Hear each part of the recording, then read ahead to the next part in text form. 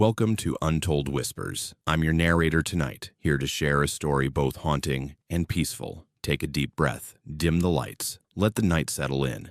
Before we begin, don't forget to like the video and subscribe for more quiet chills. Tell me where you're watching from. I'd love to know who's still awake with me tonight. I'd been working the register at Dollar Tree for about 6 months when I started noticing him. This middle-aged guy with wire-rimmed glasses who always came in on Tuesdays and Thursdays, always around 2 in the afternoon, always buying the same things: bottled water, paper towels, sometimes a pack of gum, and he always picked my line even when the other registers had shorter waits, which I thought was just coincidence at first. Maybe he liked how fast I scanned items or something. The first real conversation we had was normal enough. He asked how my day was going. I gave the standard retail response about it being fine, and he mentioned something about the weather, how it looked like rain later, and I agreed because dark clouds had been rolling in all morning. But then he said something that made me pause for just a second. He said I should bring an umbrella for my walk home, and I laughed it off, said I drove to work, but there was this weird moment where I wondered how he knew I sometimes walked, because I did walk when my car was in the shop, which had happened twice that month. The next week, he came in again. Same time, same routine, but this time he asked if I was feeling better. And I stared at him confused until he clarified that I'd looked tired last week, like maybe I wasn't sleeping well. And the thing is, he was right. I'd been having insomnia, but I definitely hadn't mentioned that to anyone at work. I just pushed through my shifts, so I gave a vague response about being fine and tried to finish the transaction quickly. But here's where you need to pay attention, because this is where everything started feeling wrong. 2 weeks later, he came through my line and casually mentioned that he hoped my sister was doing better after her accident. And my blood went cold because I have a sister, and she had been in a minor car accident, but I'd never talked about it at work. I'd never mentioned having a sister to anyone at the store. And when I asked him how he knew about that, he just smiled and said he must have overheard me talking to someone, but I knew that was impossible because I'd kept that information completely private. I started paying more attention after that, watching for him, and I realized he didn't just come on Tuesdays and Thursdays, he came whenever I was scheduled. I tested this by checking the schedule and noting when I worked different shifts. And sure enough, he'd appear during those times too, early morning, when I covered a 7 a.m. opening, late afternoon on my mid-shifts, always finding my register, always making small talk that felt increasingly personal. He knew my college major even though I'd never worn anything with my school's name on it. He mentioned a coffee shop I frequented even though it was 15 minutes from the store in a completely different part of town. He asked about my roommate's cat by name, and each time I tried to figure out how he could possibly know these things, I came up empty because I wasn't posting on social media. I'd made all my accounts private months ago after a previous weird encounter with a different customer. One Thursday, he came in and mentioned he'd seen my car at the mechanic's shop over the weekend. Said he hoped it wasn't anything serious, and I felt my hands start shaking as I scanned his items because that mechanic was 30 minutes away near my parents' house, nowhere near this Dollar Tree, and there was no reason for him to be in that area. No reason except that he'd followed me there. I started varying my routine after that, taking different routes to work, changing my schedule when possible, but he still found me, still showed up during my shifts with that same friendly smile and those increasingly specific comments about my life. And my coworker noticed how pale I'd gotten one day and asked if I was okay. But when I tried to explain, it sounded paranoid even to my own ears. This nice customer knows things about me. He's always polite. He never does anything threatening. He just knows too much. My manager said I could refuse service if I felt uncomfortable. But what was I supposed to say?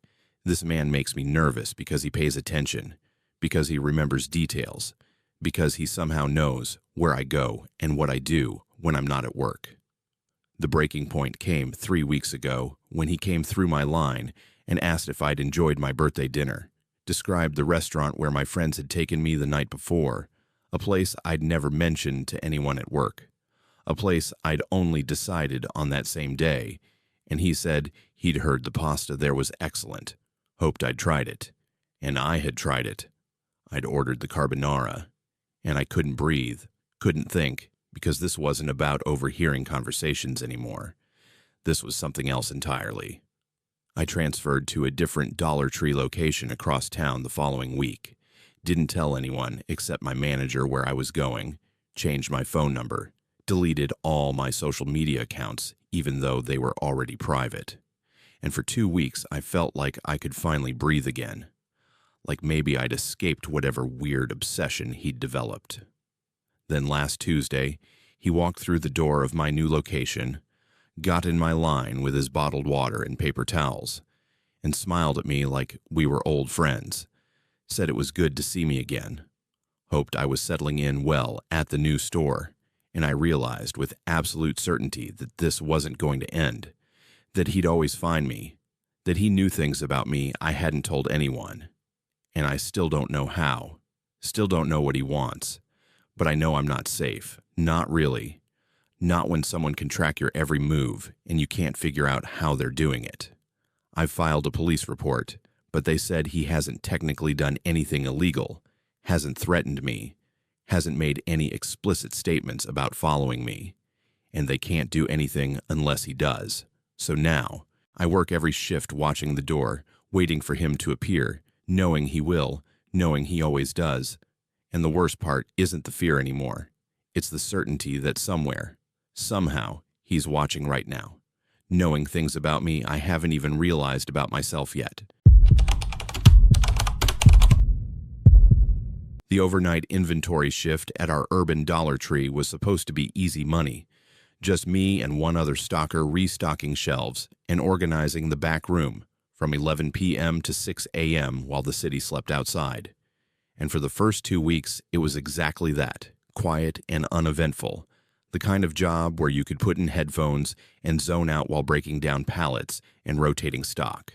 But then I started noticing the smell, this weird combination of unwashed clothes and cheap deodorant that would hit me randomly when I walked into certain sections of the stockroom.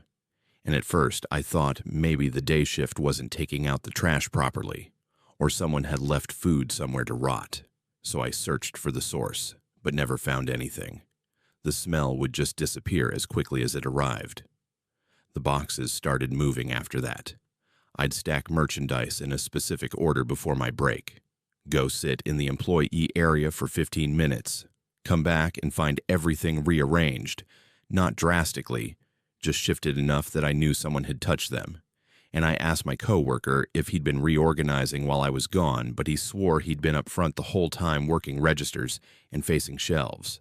Listen closely, because what I'm about to tell you changed everything I thought I knew about that stockroom. 3 weeks into the job, I was unloading a delivery truck around 2 a.m. when I heard it. This soft shuffling sound coming from the back corner, where we kept overstock holiday items, the area we barely touched because it was November, and Christmas merchandise wouldn't go out for another few weeks.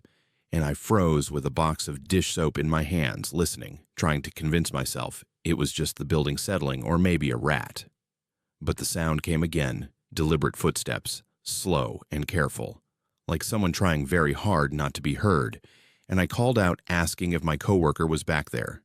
Got no response, so I grabbed a box cutter from my pocket and walked toward the corner, my heart pounding so hard I could feel it in my throat.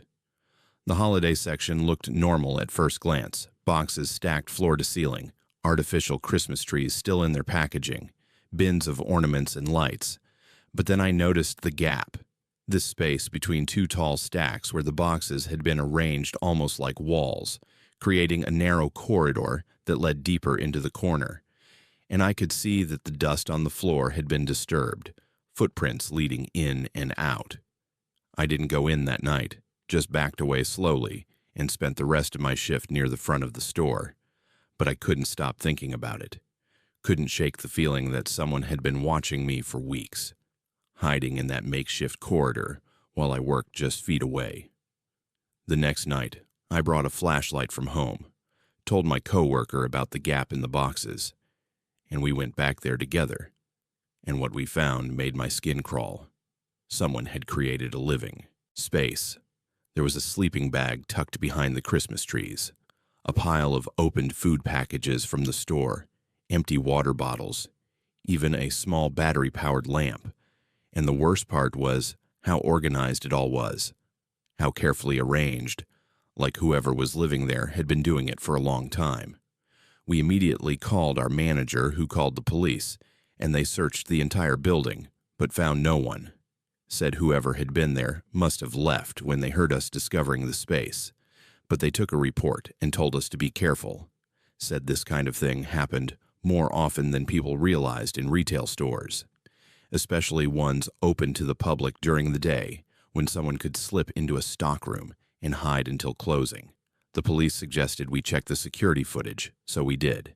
And that's when things got really disturbing, because the cameras showed a figure entering the stockroom through the back delivery door around 10 p.m. every night for the past month, always wearing a hood, always timing it for right when the evening shift was closing out registers, and not paying attention to the back areas.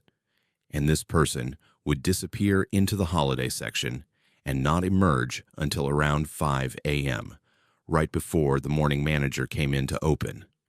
Management installed new locks on all the doors, added cameras in the stockroom, and increased security checks. But for 2 more weeks, I kept smelling that same combination of unwashed clothes and deodorant, kept finding small items moved or missing, kept hearing soft sounds I couldn't quite identify. Then one night around 3 a.m., I was alone in the stockroom because my coworker had called in sick, and I felt it, this overwhelming sensation of being watched. And when I turned around, I saw the delivery door was cracked open just slightly, just enough for someone to slip through, and I knew with absolute certainty that whoever had been living there hadn't left. They'd just gotten better at hiding. I quit the next day, didn't even finish my shift, just walked out and never went back. And I heard later from a former coworker that they kept finding evidence of someone coming and going for months afterward. Food wrappers hidden in different sections, water bottles tucked behind merchandise, even a new sleeping bag discovered in the furniture aisle overstock. The thing that still keeps me up at night isn't just that someone was living there. It's that they were there while I worked, watching me from the shadows, so close I could smell them, and I never saw their face. Never knew who they were, and sometimes I wonder if they're still there now, waiting in some dark corner for the overnight shift to start, choosing their hiding spots more carefully, always one step ahead of whoever's looking for them. I love Dollar Tree, always have. There's something satisfying about finding good deals on cleaning supplies and snacks, so I visit different locations around the city depending on where I am that day, which store has the best stock, and I never thought twice about it until 2 weeks ago when I started noticing the silver sedan. The first time I saw it was at the Dollar Tree on Maple Street. I'd parked near the back of the lot because the front spaces were full, and when I came out with my bags, the silver four-door was idling 3 spaces down from my car, tinted windows, no one getting in or out, just sitting there with the engine running, and I felt a small flutter of unease, but told myself it was probably someone waiting to pick up a friend or talking on the phone. 2 days later, I went to a completely different location across town, the one near the shopping plaza on 4th Avenue, at least 20 minutes from the Maple Street store, and I'm loading my purchases into my trunk when I glance up and see it again. That same silver sedan, same tinted windows, parked in the road directly across from me. And this time my stomach dropped, because what were the odds, right? That the same car would be at 2 different Dollar Trees on opposite sides of the city. I sat in my car for a few minutes, watching it in my rearview mirror, trying to see if anyone would get out, trying to convince myself I was being ridiculous, that silver sedans were common, that this was probably a different car and I was just letting paranoia take over. So I started my engine and drove home, checking my mirrors obsessively the whole way, but seeing nothing suspicious. Here's what you need to understand. I'm not someone who jumps to conclusions. I don't watch a lot of true crime. I don't assume the worst about people. So when I started thinking someone was following me, I really tried to talk myself out of it. But 3 days later, I stopped at the Dollar Tree on Riverside Drive, a location I rarely visit because it's out of my way, and I deliberately parked in a different section of the lot, near the garden center entrance instead of the main doors. And when I walked out 20 minutes later, the silver sedan was there, parked 4 spaces away, engine running. And I felt my hands start shaking because this wasn't coincidence anymore. This was a pattern. I got in my car and pulled out my phone, tried to get a picture of the license plate, but the angle was wrong, and the glare from the sun made it impossible to see clearly. And I sat there debating whether to call the police. But what would I even say? A car has been in 3 parking lots where I've shopped. They haven't approached me. They haven't done anything threatening. They're just there. I decided to test it. Drove to another Dollar Tree the next day, the one in the strip mall near the highway, parked right up front in broad daylight with plenty of people around. And I kept my keys between my fingers the entire time. I shopped, kept looking over my shoulder. Felt like everyone was staring at me, even though, logically, I knew they weren't. When I came out, I scanned the parking lot before I even left the store entrance, and my heart sank because it was there again. The silver sedan, parked in the back corner this time, but definitely the same car. I'd memorized the small dent in the rear bumper by now, the specific shade of silver. The way the tint on the windows was slightly darker than standard. I drove to a 5th location 2 days later, didn't tell anyone where I was going, took a route I never usually take, and the car was there within 10 minutes of my arrival, like they knew where I was headed before I'd even decided myself. And that's when the real fear set in, the kind that makes you question everything. Were they tracking my car somehow? Did they have access to my GPS? Had they put something on my vehicle while I was inside shopping? Or were they following me so closely that I just never noticed them behind me on the road? I started varying my routine after that, going to Dollar Tree at different times, different days, sometimes not going at all for several days, just to see if the pattern would break. But every single time I went back, no matter which location, no matter when I arrived, that silver sedan would appear, and I couldn't understand how they were doing it, couldn't figure out the system. Yesterday, I went to my usual Maple Street location, the one where I'd first seen the car, and I parked directly under a light pole, made sure I had my phone ready to call 911. And when I came out, the sedan was there, closer than it had ever been, just 2 spaces away. And as I approached my car, the driver's door of the sedan opened slightly. Just a crack, like someone was about to get out. I ran, didn't even load my bags into my trunk, just threw them in the back seat and peeled out of that parking lot. And I haven't been back to any Dollar Tree since, even though I need things, even though I'm running out of supplies, because I know if I go, that car will be there, waiting, watching, and I still don't know who's driving it or what they want. But I know they've been following me for 2 weeks now, and I'm terrified to find out why. Morning delivery shifts at Dollar Tree were my favorite part of the job. Something peaceful about unloading trucks at 6 a.m. before the store opened. Just me and the delivery driver making small talk while I checked invoices and sorted boxes by department. And I'd been doing it for 8 months without incident. The same routine every Tuesday and Friday. Scan the barcode, stack the boxes, break down the pallets. Last Tuesday started like any other. The truck arrived right on schedule. I signed for the delivery and started moving boxes onto my cart, working through them systematically. Household goods in one pile, seasonal items in another. And I was about halfway through when I grabbed a medium-sized box that felt different, lighter than it should have been. And the shipping label looked off somehow.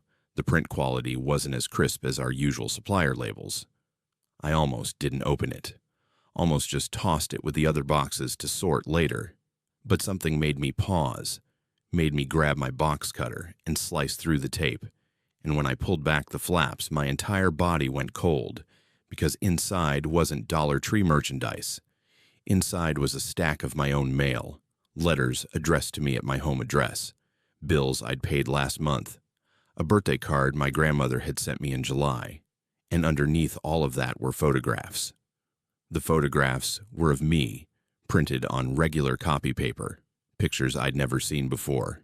Me leaving my apartment building, Me getting into my car, me walking into this Dollar Tree, me sitting in my living room visible through my window, and my hands started shaking so badly I dropped the box, envelopes and photos scattering across the stockroom floor.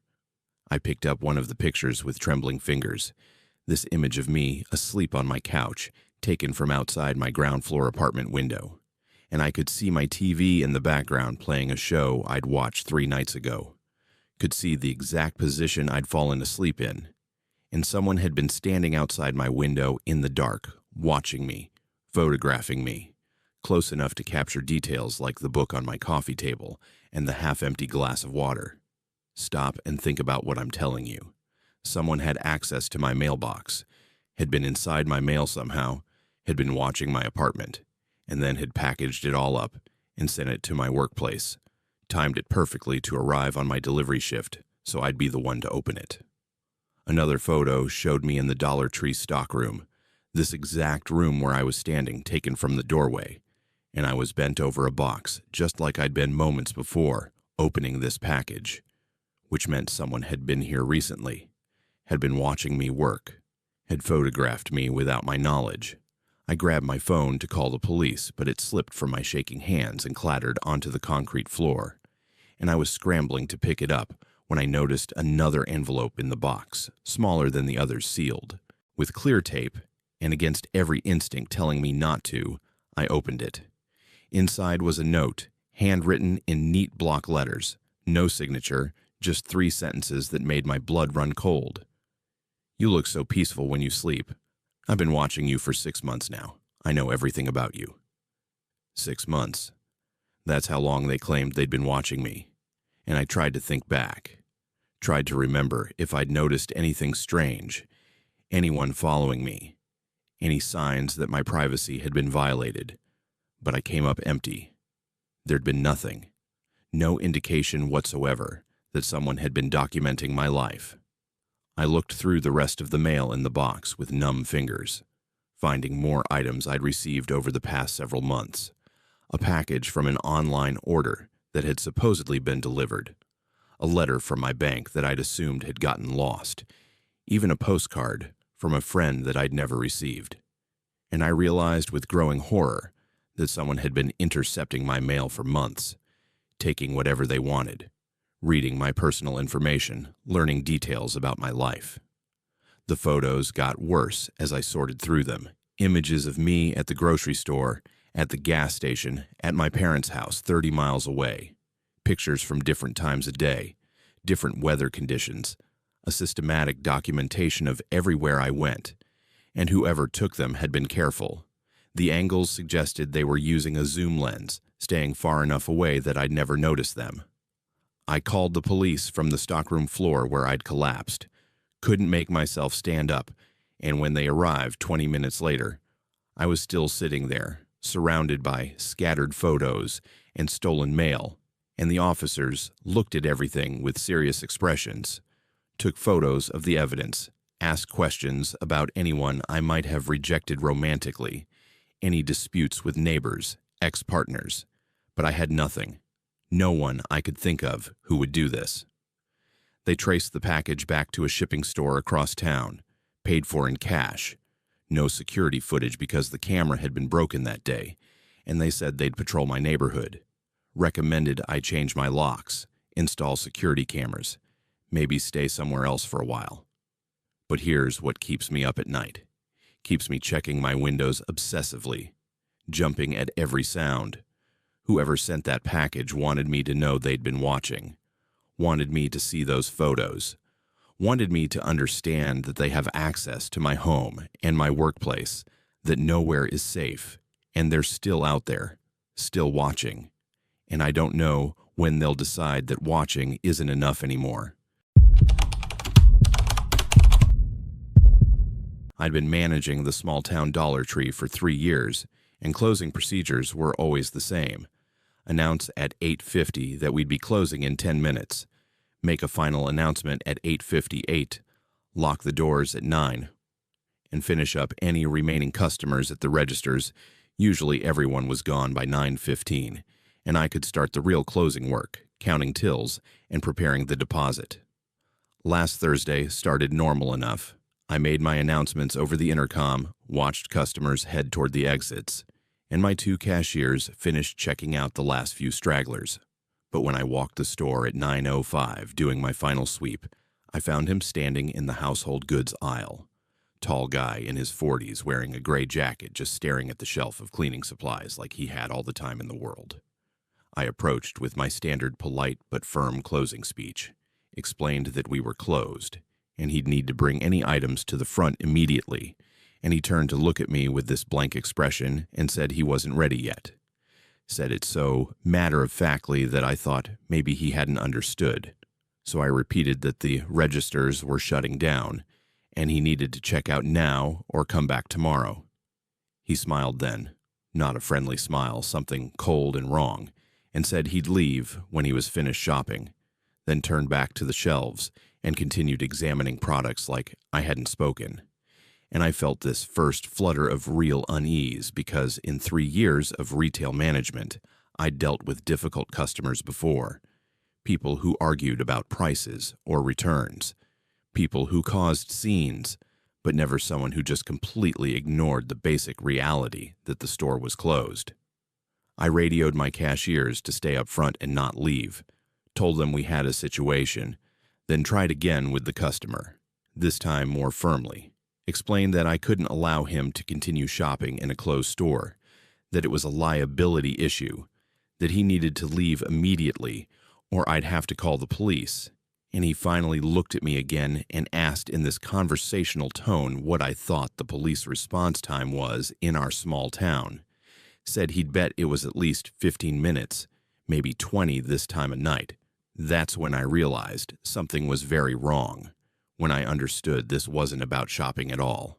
He started walking slowly toward the back of the store, away from the exits, and I followed him while pulling out my phone, and he glanced over his shoulder and told me to go ahead and call, said he'd be interested to see what happened, and there was something in his voice that made me hesitate, some quality that suggested he'd thought this through, that he had a plan. I called 911 anyway, explained the situation to the dispatcher while keeping my distance from him, and she said an officer would be there as soon as possible, probably 10 to 12 minutes. And the customer heard this somehow, even though I'd been speaking quietly, and he nodded like she'd confirmed exactly what he'd expected. By now, my cashiers were at the front watching us with wide eyes, and I radioed them to go wait in the office and lock the door, but one of them was just a teenager, only 16, and I could see how scared she looked even from across the store. And the customer saw it too, turned his attention toward the front, and started walking that direction, and I moved to block him, positioned myself between him and my employees.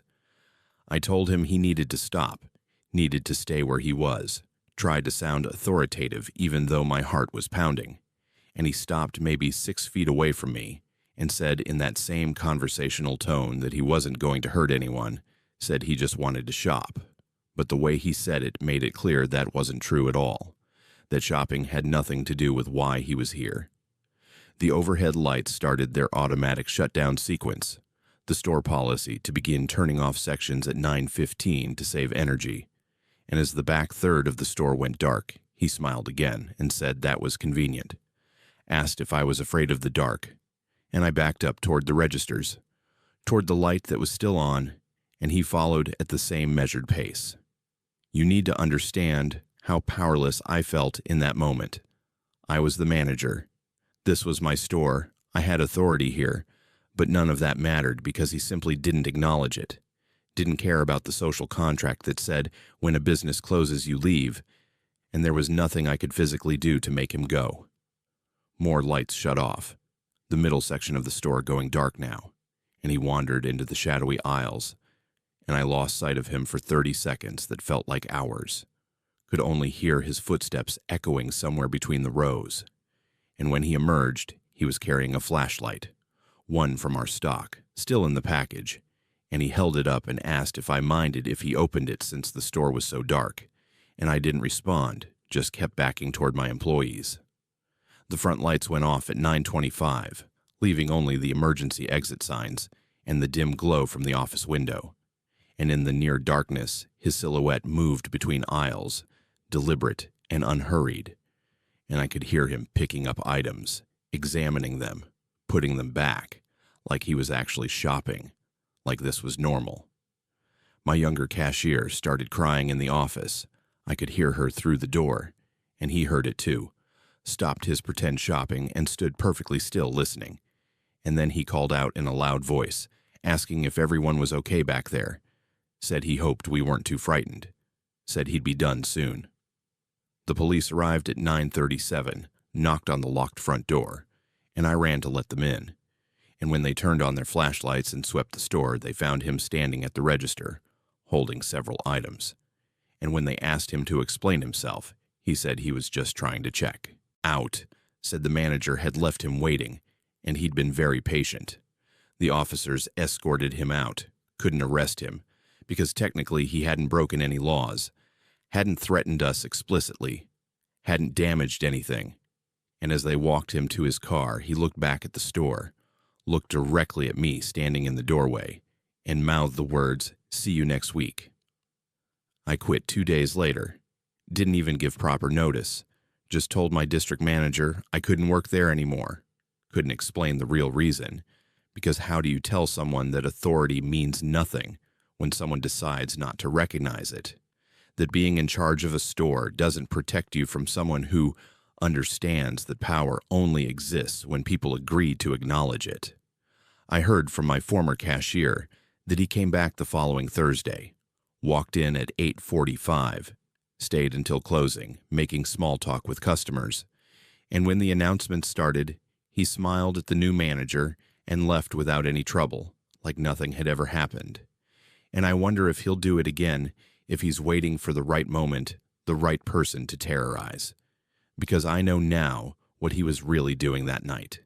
He was showing us how helpless we were, how easy it would be, how all our rules and procedures meant absolutely nothing when someone simply chose not to follow them. My manager asked me to review the last 2 months of security footage to find evidence of shoplifting. We'd been losing inventory steadily and needed to identify patterns or repeat offenders. So I spent my afternoon shift in the back office scrolling through hours of grainy black and white footage, watching customers browse and employees restock. The mundane routine of retail compressed into fast forward. I was 3 weeks into the archived footage, barely paying attention anymore because nothing suspicious had appeared, just normal shopping behavior, when I noticed someone in the frame who made me pause, rewind, and watch again. A woman in a dark hoodie who seemed to be walking the exact same path I was walking, following me down the aisle about 20 feet behind, and I slowed the footage to normal speed to get a better look. The timestamp showed it was from a Tuesday afternoon shift I'd worked in early September, and I watched myself straightening shelves in the cleaning supplies section, completely oblivious to the woman behind me who stopped when I stopped, moved when I moved, maintained that consistent distance, and when I walked to the next aisle, she followed, still 20 feet back, her hood pulled low enough that the camera couldn't capture her face. I didn't remember her at all, had no recollection of being followed that day, and I told myself it was probably coincidence. Maybe she was just shopping the same sections. But something about the way she moved made my skin crawl. The deliberate positioning. The way she'd pause and pretend to examine products whenever I turned slightly in her direction. The footage continued, and I watched this woman follow me for 37 minutes, through every aisle I visited, never getting closer, but never falling behind. And when I finally went to the back office to take my break, she stood at the end of the main aisle for another 5 minutes, just standing there, facing the office door, before finally leaving the store. I felt my chest tighten as I scrolled forward through more footage, checking other dates, and that's when I found her again. Same dark hoodie, same following pattern. This time from a Thursday shift 2 weeks earlier, and I watched with growing dread as she trailed me through the store for 42 minutes. The same careful distance, the same deliberate movements. Think carefully about what this means. Someone had been following me multiple times, and I'd never once noticed. Never felt that instinctive warning that tells you you're being watched. Never caught a glimpse of her in my peripheral vision. I started checking every shift I'd worked in September, systematically going through each day, and she appeared in 7 different recordings, always the same hoodie, always following me specifically because on the days when I wasn't working, she didn't appear at all. And on days when I was there, she'd arrive within 20 minutes of my shift starting.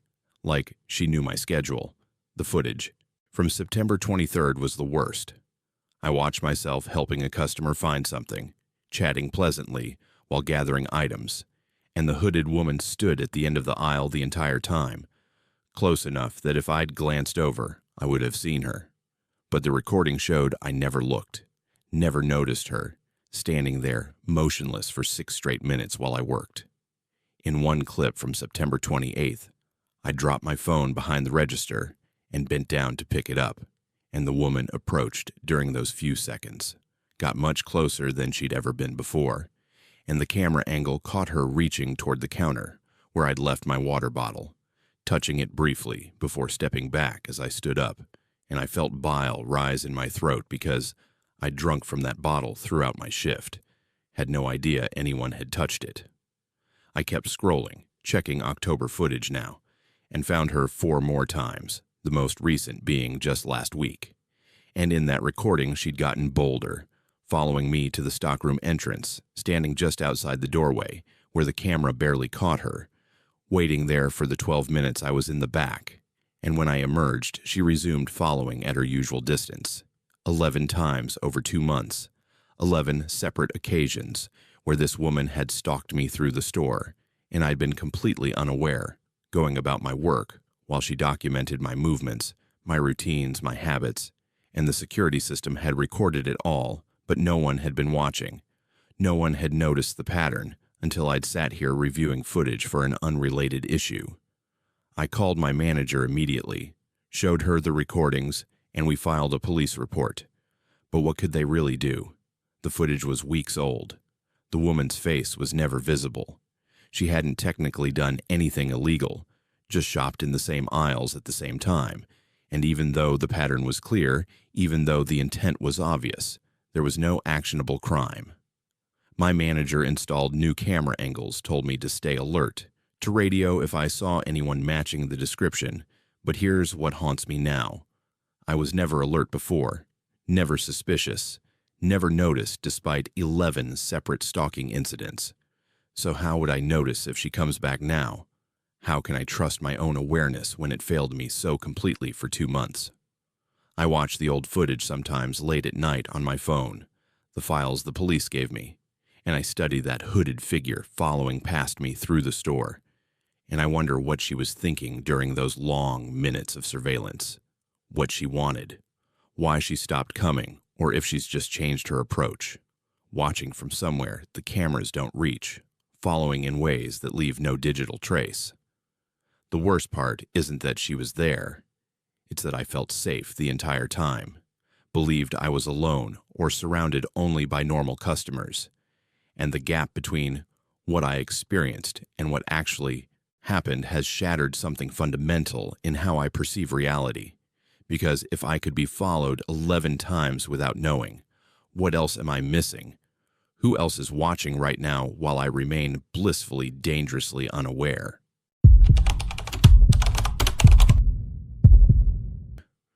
The first call came on a Monday afternoon during my 15-minute break.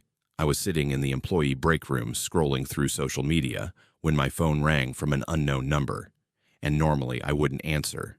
But work had been slow, and I was bored, so I picked up and said hello. And all I heard was silence. Not dead silence, but the kind where you can tell someone's there, breathing, listening. I said hello twice more before hanging up, figured it was a robocall or wrong number, went back to my phone, and 30 seconds later, it rang again.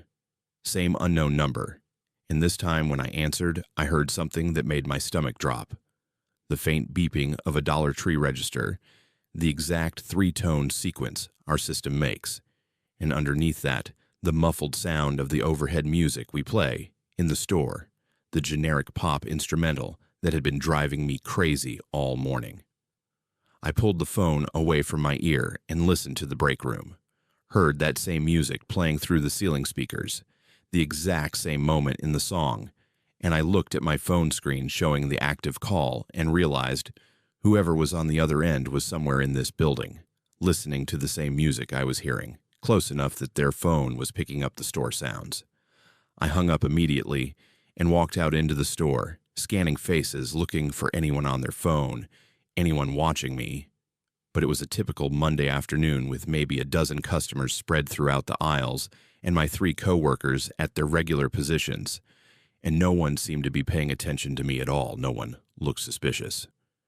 The next day during my afternoon break, same thing, unknown number. And this time, I didn't say anything when I answered, just listened, and I heard it again.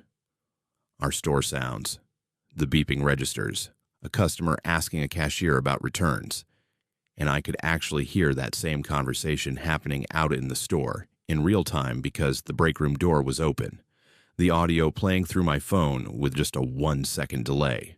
I stood up and walked through the store with the phone still to my ear, past the registers where I could hear the return conversation both in person and through the call, down the aisles listening for any difference in the audio, trying to pinpoint where the caller might be standing. But the background noise was too consistent, could have been coming from anywhere in the building. Here's where I started questioning everything. Here's where the paranoia really set in. Wednesday, the calls started coming twice during each break. Once right when I sat down, and again 5 minutes later, and I began answering without speaking, just listening to the store sounds through my phone while trying to identify anything distinctive, any voice or noise that would tell me where the person was. But all I ever heard was the ambient noise of a retail store, registers, music, distant conversations, the squeak of shopping, cartwheels. I told my manager about it on Thursday, and she looked at me like I was losing it, asked why I thought someone in the store would call me just to play background noise, suggested maybe it was a weird technical glitch or someone had the wrong number, and I could see in her eyes that she thought I was being paranoid, maybe stressed, possibly imagining connections that weren't there. But Friday, the calls came every single break, morning break, lunch, afternoon break, always unknown numbers, always the store sounds. And during my lunch, I tried something different. I answered the call and then walked to the store's landline phone behind the customer service counter and picked it up, checking if somehow our own system was calling me. But the store phone showed no active outgoing calls. I started watching everyone obsessively after that, studying customers and coworkers, trying to figure out who had my number, who knew my break schedule, who could be doing this. And I realized, with creeping dread, that my schedule was posted in the break room where anyone could see it. Any employee or even a customer who wandered back there when we weren't paying attention. The calls started affecting my work. I'd jump every time my phone vibrated, couldn't focus during my breaks because I was too busy waiting for the next call, too busy trying to logic my way through who and why and how, and I started doubting myself, wondering if maybe my manager was right, if maybe I was reading too much into random calls, if the store sounds were just coincidence or my brain making patterns where none existed.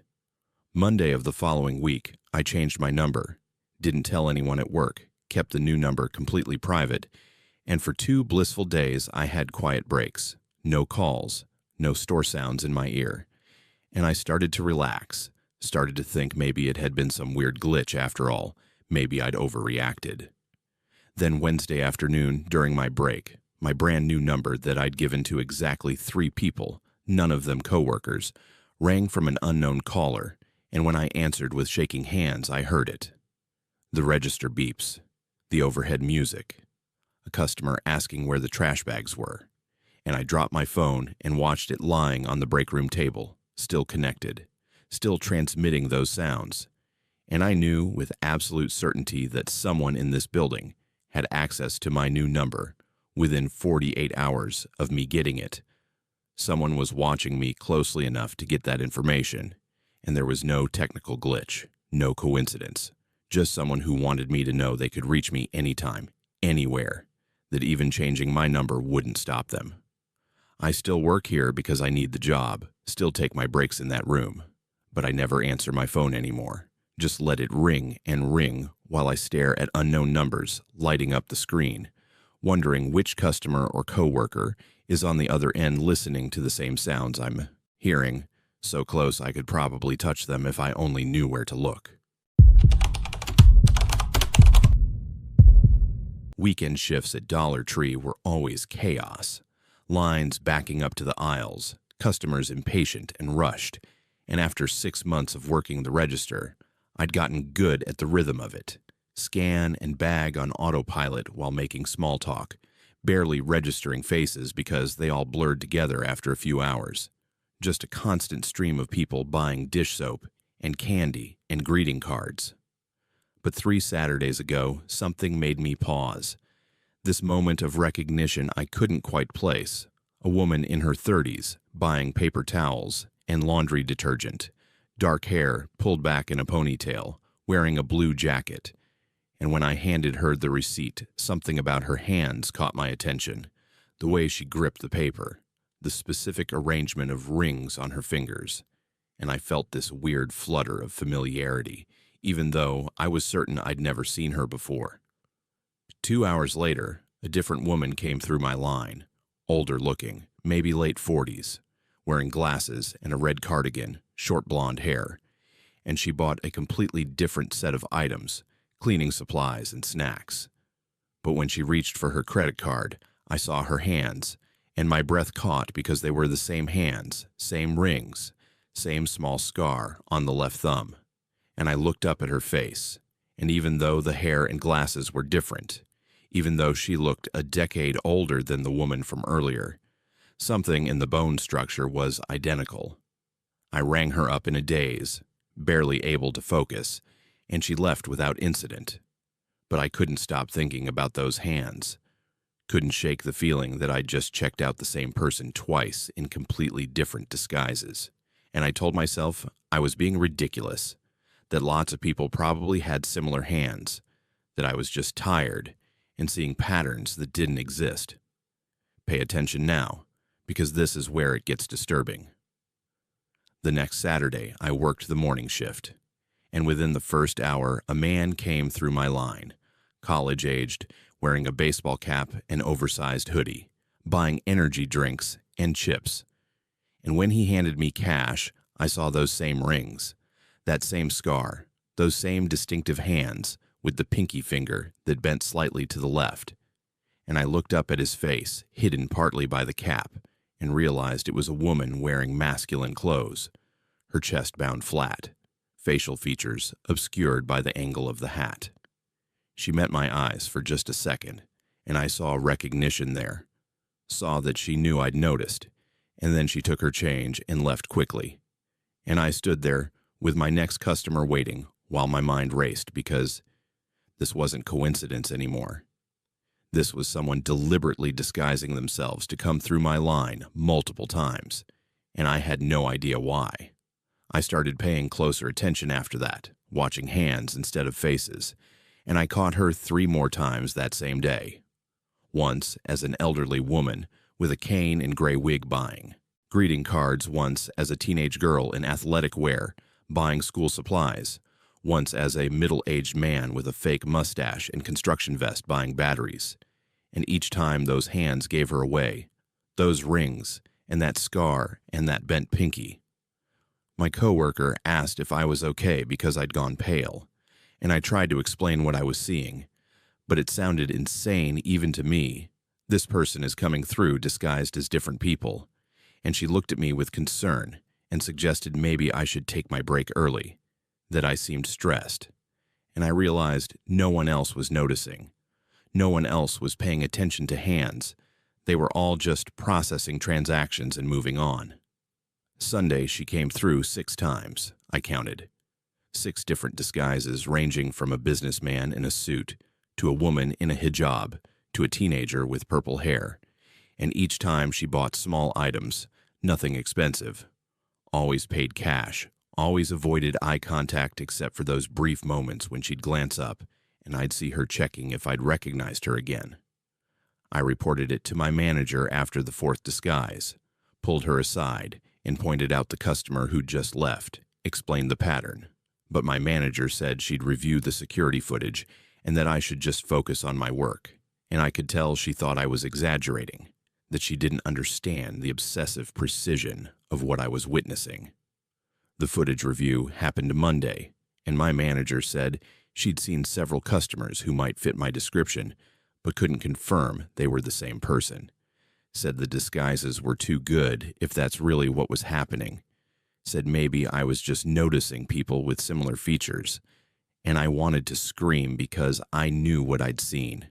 Knew those were the same hands over and over. This past Saturday, she came through 8 times, 8 different personas, and on the last one disguised as a delivery driver with a fake beard and uniform. She leaned close as I handed her the receipt and whispered so quietly I almost didn't hear, "You're very observant."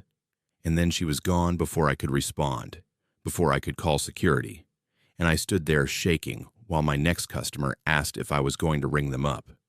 I've started photographing hands now, discreetly using my phone whenever I can, building evidence because no one believes me.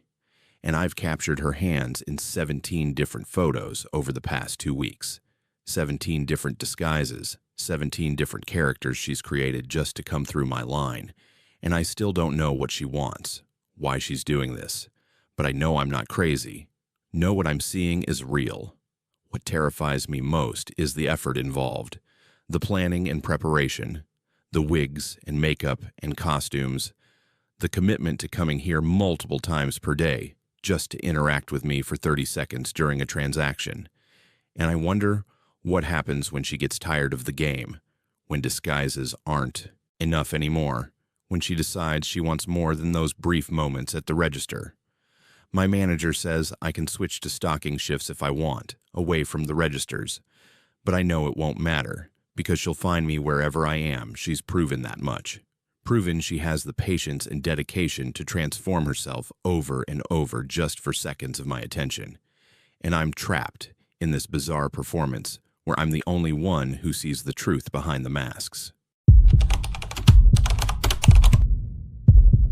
Winter closing shifts were the worst because by 6 p.m. it was already pitch black outside, the parking lot lights barely cutting through the December darkness. And I'd be alone in the store for an hour after we locked the doors, finishing up the register counts and restocking returns, while the world outside disappeared into cold night. Last Tuesday, I locked the front entrance at exactly 6, orange like always, watched the last customer leave, turned the sign to closed, and settled into my usual routine counting the main register first while half listening to the heater hum and the freezer's buzz, the familiar sounds of an empty retail store that had become almost comforting over my 8 months working there. The knocking started at 6:23.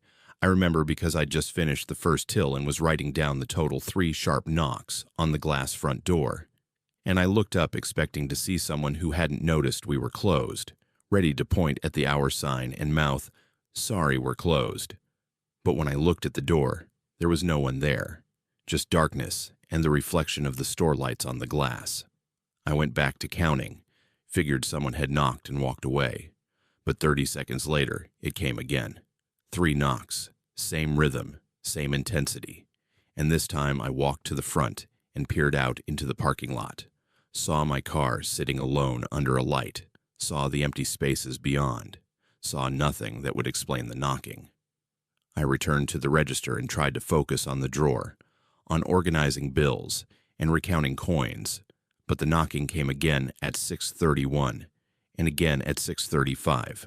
Always 3 knocks, always the same spot on the door, and each time I looked there was nothing, no one visible, just that dark parking lot and my growing unease. At 6:42, the knocking changed, became more persistent, 5 rapid knocks followed by 3 slow ones. A pattern that felt intentional, like Morse code or a signal, and I stood frozen behind the counter, trying to decide if I should call someone, but who would I call? The police to report that someone was knocking on a door and leaving before I could see them. Then I heard it. A voice from outside, muffled by the glass but clear enough to understand, calling my name. My actual first name that wasn't on any name tag because our store didn't use them, and my heart started pounding because whoever was out there knew who I was. The voice called again. I know you're in there. I know you close alone on Tuesdays. And every muscle in my body went rigid because that was specific information. My schedule wasn't public, wasn't posted anywhere customers could see. And the fact that someone knew I worked alone on Tuesday nights meant they'd been watching, learning, planning. I grabbed my phone and dialed 911, told the dispatcher someone was outside the store harassing me, gave the address, and she said an officer would be there in approximately 8 minutes, but 8 minutes felt like forever when I heard the voice again, closer now, like they'd moved from the front door to the side windows. I've been watching you for weeks. I know you take your break at 3:30. I know you eat lunch in your car. I know you walk to the bank on Thursdays. Everything they said was true, exact details of my routine that I'd never varied, never thought to hide because, why would I? They were just normal work habits. But hearing them recited back to me through the glass made me realize how visible I'd been, how predictable, how vulnerable. The knocking moved again, this time to the back emergency exit, and I heard them testing the door handle, trying it over and over.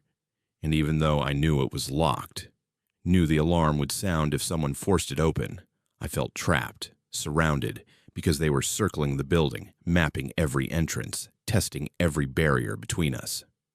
My phone showed 6:51, still 3 minutes until the police were supposed to arrive, and the voice came from the front again.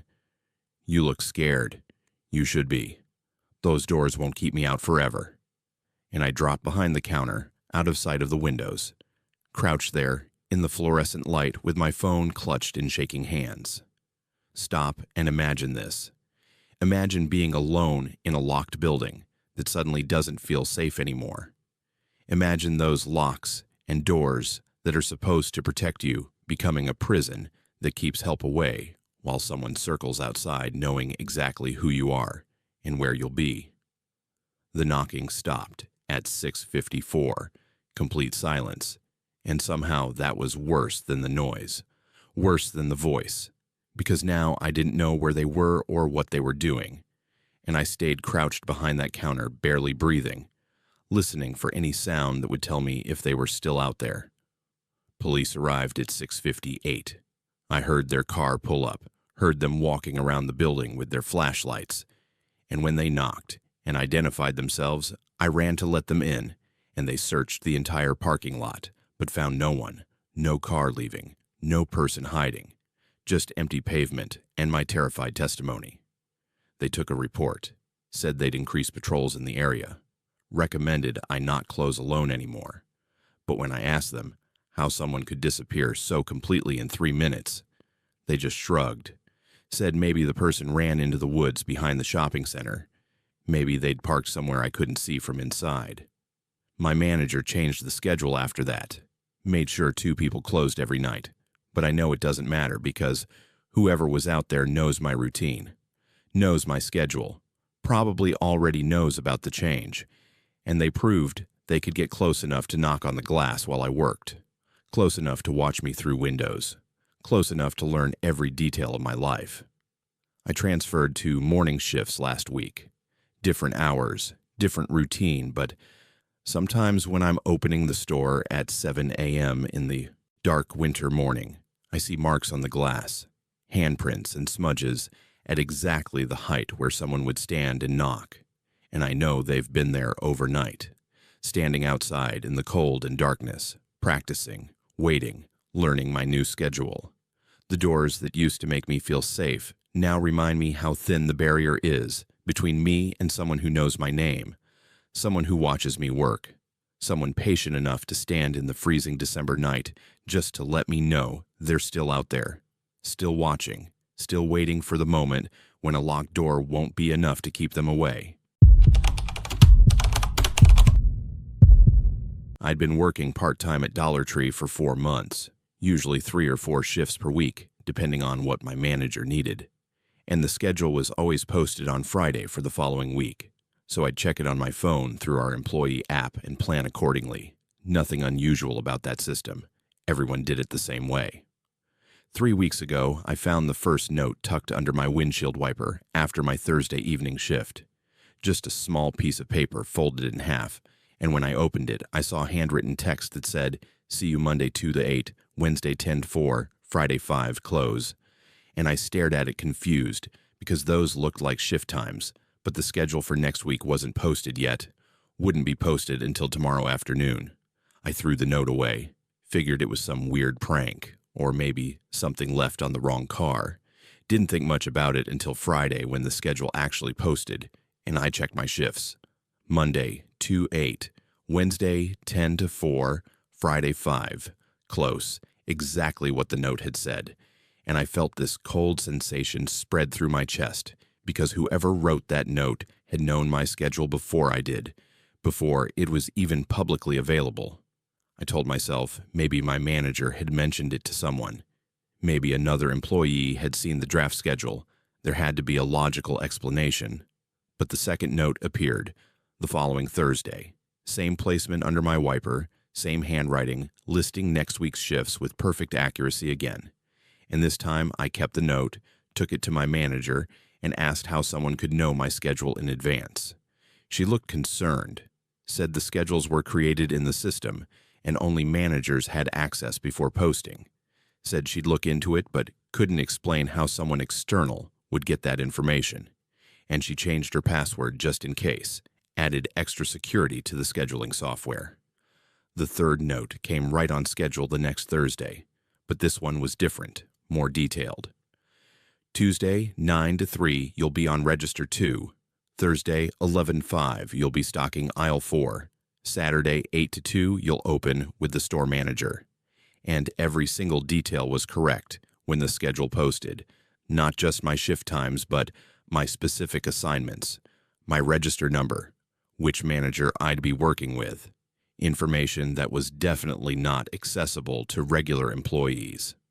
Now here's what you need to grasp about this situation. This wasn't someone guessing or getting lucky.